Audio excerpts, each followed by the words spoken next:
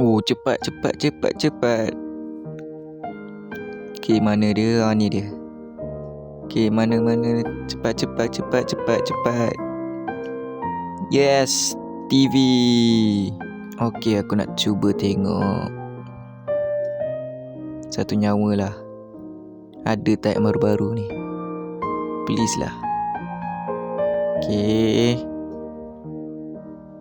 Ada tak? Alah, ni yang final punya lah. Macam mana ni? Apa kata aku pergi ke sana terus, jumpa dengan owner dia orang. Aku harap dia orang mendapat buat season 5 terus lah. Okay, siapa je ada kat dalam ni? Uish, itu bukan ke Town Hall?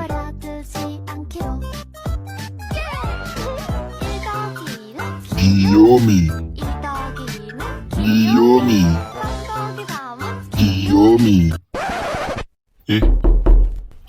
Aduh, siapa pula yang ketuk ni?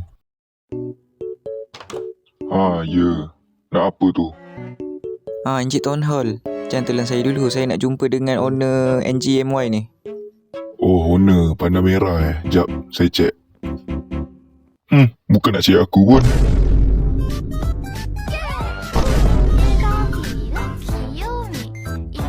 Oi, bunyi apa tu? Ya, sabarlah. Sorry adik, Panda Merah tak ada kat sini. Dia curang dengan Arya Sofia semalam. Nak pujuk lah tu. Aduh, tak apalah. Cuba hari lain je lah. Baru nak suruh dia orang buat season 5. Season 5. Kalau ada season 5, mesti ada Rick Parker kan? Ya tak ya juga Dek, tunggu dulu. Sebenarnya dia ada je dekat dapur saya ni. Perut? Air mambang, tanah mambang, api mambang, angin mambang. Giyomi! Apa yang jadi? Oh, Panda Merah. Tolonglah. Tolong apa ni? Kes saya dengan Aira pun boleh settle. Tolonglah release season 5, please lah. Nak tengok ni. Boleh, tapi ada satu syarat. Syarat apa pula ni? Kau kena tolong aku buat season 5 sekali. Contoh dia macam mana contoh dia? Pilihlah YouTuber ke, penerjun handal ke, apa-apa je. Weh, jangan lupa taruh Rick Parker sekali tau. Kau tak aku telan kau. Okay, kita bawa dia orang berdua ni. Boleh dia orang terjun nanti. Tak je juga Lepas tu yang tu tukar yang ni. Yang tu Rick Parker. diamlah. Ini ke logonya? Tepat sekali.